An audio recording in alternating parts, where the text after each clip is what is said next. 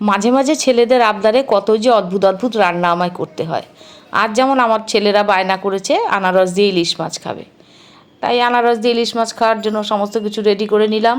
এরপর প্রথমেই আমি কড়াইতে তেল গরম করে মাছগুলোকে সুন্দর করে ভেজে তুলে নিলাম।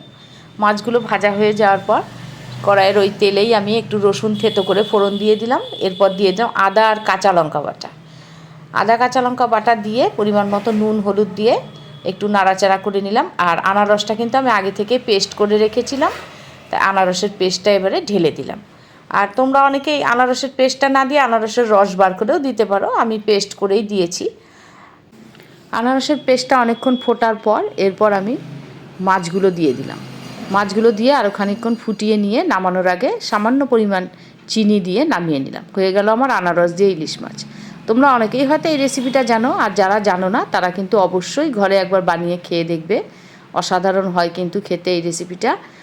আর তোমাদের রেসিপিটা কেমন লাগলো, ভালো লাগলে একটা লাইক কমেন্ট করো, আর আমার চ্যানেলটা সাবস্ক্রাইব করে আমার পাশে থেকো।